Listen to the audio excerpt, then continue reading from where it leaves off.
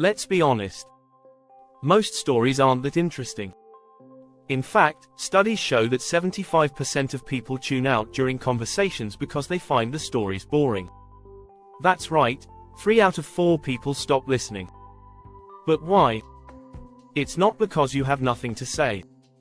It's because most stories don't have the key ingredients that make people care. According to neuroscientist Uri Hasson, when a story is told well, it literally syncs your brain with your audience's. But here's the catch: you need to know how to tell that story. In this video, I'm going to show you exactly how to do that.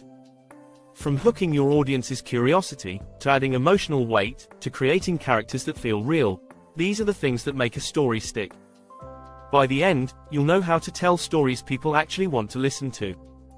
Ready to learn the secrets of great storytelling? Let's dive in. Chapter 1: The Curiosity Catalyst, Sparking Intrigue. Let's start with the most essential element, curiosity. Without it, people won't stick around long enough to hear the rest of your story. According to George Loewenstein's information gap theory, when we sense a gap between what we know and what we want to know, we become intensely curious. It's like leaving breadcrumbs. Each small piece of information keeps your audience moving forward, hungry for more. Here's a trick: start your story with a question or mystery. For example, ever wonder why the quietest person in the room often has the most to say? The moment you pose a question, your audience feels a need to know the answer. Research from Professor Sophie Scott also found that people are more likely to stay engaged with a story if they're actively guessing what happens next. So, start with a tease, something that makes people lean in. Also, don't reveal everything at once. Slowly unveil key pieces of information as the story progresses. Think about Hitchcock's suspense method. He always gave just enough to build tension, never too much to spoil the mystery.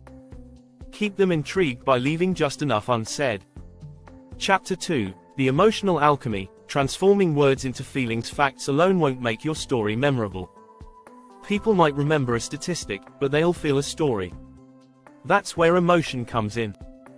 In a study by Paul Zak, the neuroeconomist found that narratives that stimulate the brain's production of oxytocin, often triggered by empathetic or emotional content, increase trust and memory retention by as much as 50%.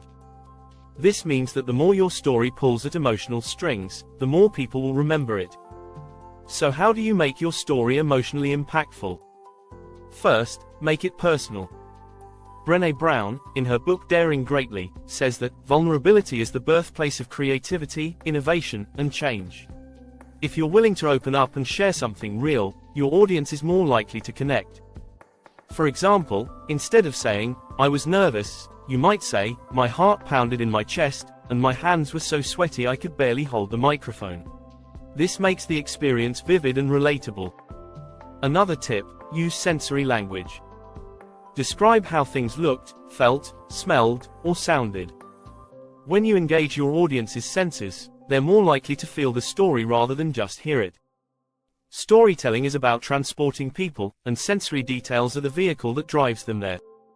Chapter 3: The Character Conundrum, Breathing Life into Personas. Good stories aren't just about events, they're about people. Your audience has to care about the characters involved.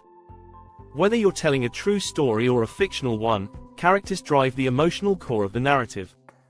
Kurt Vonnegut once said, "Every character should want something, even if it's just a glass of water." That's the key: characters need motivation, something to strive for. Your characters don't have to be larger-than-life heroes, but they do need to feel real. One strategy to develop compelling characters is the 5 W's method: who, what, why, where, when.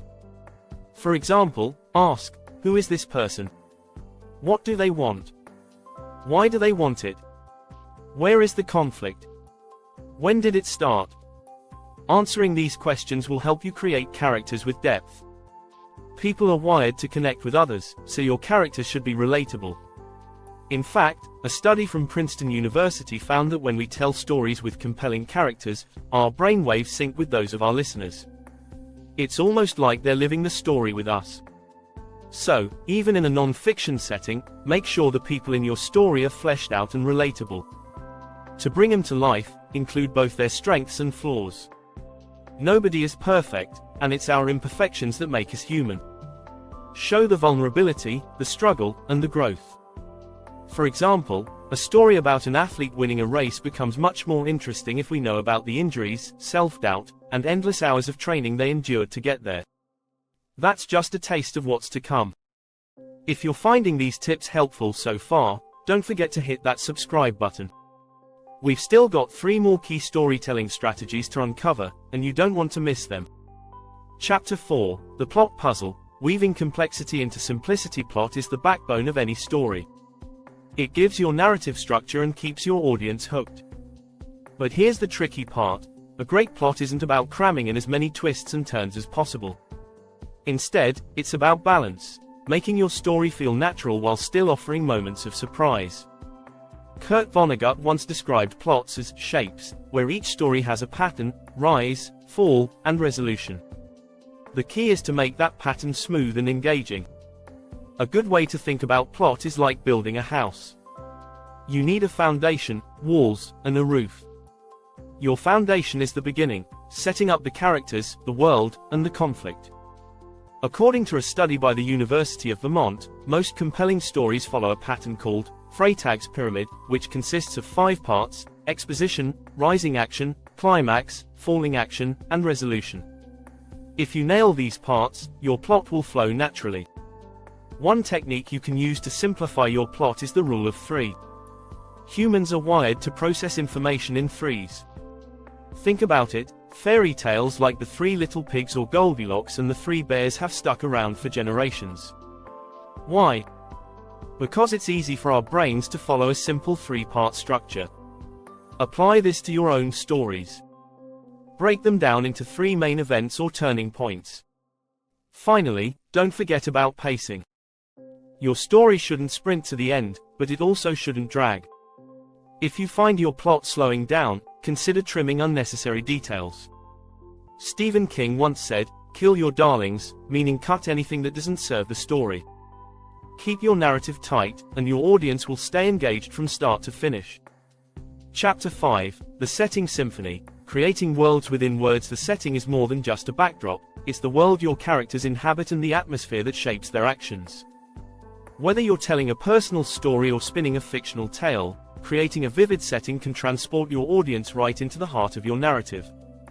J.R.R. Tolkien famously spent years developing the world of Middle-earth because he believed the setting should be as immersive as the plot.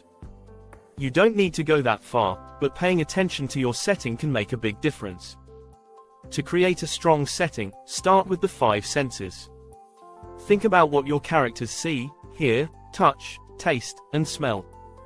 According to research from Stanford University, readers are more likely to remember details when stories engage multiple senses.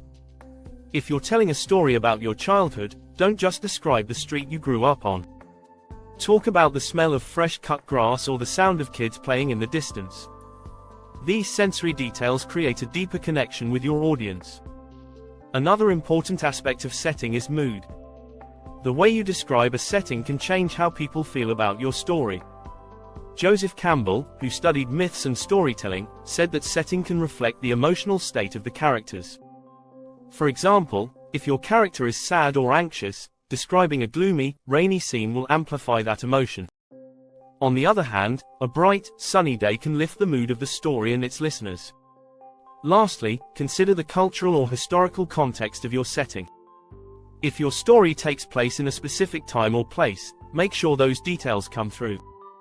Think of George Orwell's 1984, the setting is crucial to the story's impact. Even if you're telling a modern tale, small cultural details, like local customs or slang, can give your story richness and authenticity. Thanks for sticking around. If you've enjoyed this journey into the art of storytelling, make sure to subscribe. There's always more to learn, and I'll be sharing more insights to help you become a storytelling master.